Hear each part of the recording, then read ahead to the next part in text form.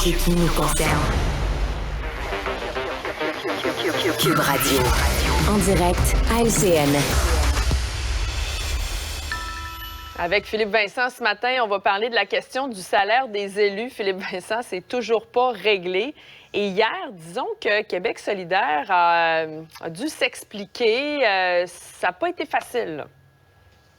Non, pourtant, il y avait un bon début de journée. Ils avaient commandé un sondage léger qui démontrait que leur position était celle de la majorité des Québécois, 50 % des Québécois fortement en désaccord avec la hausse et 75 % en désaccord en général. Donc, ça faisait beaucoup de Québécois qui étaient d'accord avec Québec solidaire. Par contre, le jeu politique qu'ils ont mené, ils l'ont mené avec grande inexpérience parce que ils ont proposé en comité d'augmenter le salaire, mais juste de 20 000 $. Ça en a laissé certains perplexes parce que depuis un bon moment, Québec solidaire se vantait d'être contre par principe. Bien, si tu es contre une augmentation de 30 000 par principe, comment tu peux être pour une augmentation de 20 000 en principe, voter de la même façon?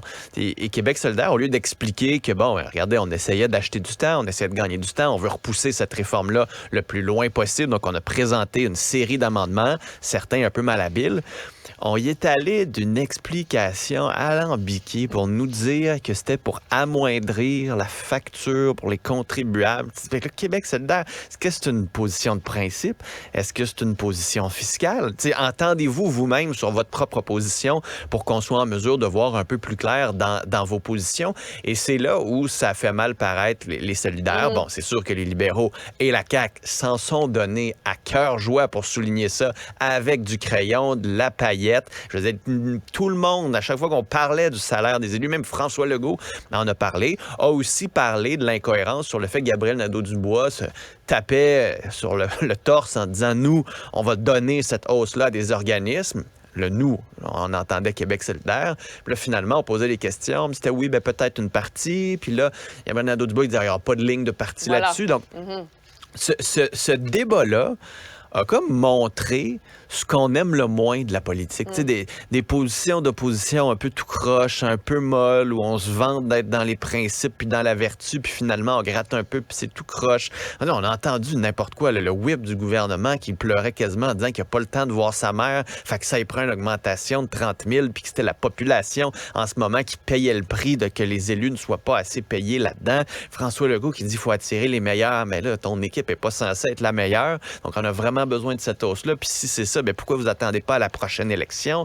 Le Bernard Drinville, qui a comparé vraiment la job d'un élu à celle des profs, ça a vraiment fait mal paraître la classe politique, ce dossier-là.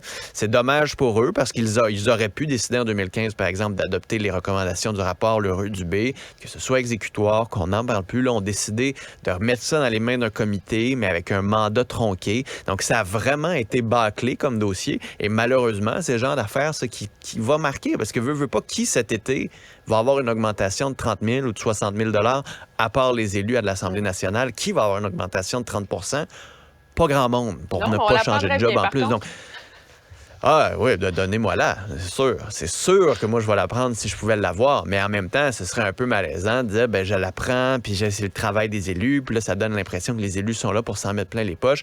Donc, ça a vraiment montré une image des élus qui n'était pas nécessairement reluisante. Donc, je pense que tout le monde va avoir hâte de tourner la page là-dessus. Effectivement. Parlons maintenant de l'intelligence artificielle, Philippe Vincent. Développement à vitesse grand V, là, vraiment, de l'intelligence artificielle. Et là, il y a des sommités qui sont inquiètes. C'est pas la première fois qu'on en parle, mais là, on a même parlé hier de risque d'extinction de l'humanité.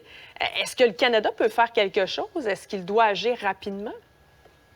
Bien, est-ce que le Canada peut faire quelque chose dans l'ensemble de l'œuvre? On peut agir, mais on n'est qu'une seule pierre dans cet édifice-là. Ceci dit, moi, ce qui me fascine le plus au Canada, c'est qu'on a déjà un projet de loi qui a été déposé pour encadrer l'utilisation de l'intelligence artificielle, puis qu'on ne sent pas l'importance ou l'impatience des élus de l'adopter rapidement, de l'avancer. On n'est même pas encore à l'étude en comité. Donc, imaginez-vous, il faut que ça aille à la Chambre des communes, ça passe le comité, troisième lecture, après ça, ça va aller au Sénat, on va suivre le même processus. Donc, avant que ce soit adopté, avant qu'on puisse mettre en place des règlements, on en a encore pour plusieurs mois, voire plusieurs années. Donc, c'est là où j'ai un peu de difficulté à comprendre pourquoi le gouvernement ne prend pas le taureau par les cornes, n'envoie pas ça en comité plus rapidement. On a eu un vote il y a un mois en deuxième lecture, on aurait pu accélérer tout ça. Et donc, ce serait important qu'on sente cette pression-là du côté du gouvernement canadien, qu'on sente qu'on a l'intention d'agir. Pour le moment, bon, on est peut-être pris dans les ingérences chinoises et tout le reste, mais en même temps, on pourrait faire d'autres choses et montrer que le gouvernement fonctionne, ce que le gouvernement ne fait pas. Après, en général, sur l'intelligence artificielle, pas parce que le Canada agit que la menace existentielle à l'humanité va être on va s'y attaquer, mais au moins on pourrait faire quelque chose ici et on ne le fait pas et on pourrait servir d'exemple pour bien encadrer au moins l'utilisation de l'intelligence artificielle parce que tu disais grand V, bientôt on va dire ça avance à la vitesse grand D, D pour danger. Ouais. Parlait comme les pandémies, comme les catastrophes nucléaires. Donc, il va vraiment falloir s'y attaquer de façon sérieuse. Oui, ça avance vite, donc effectivement, et c'est problématique et inquiétant même à la fois. Merci, Philippe Vincent.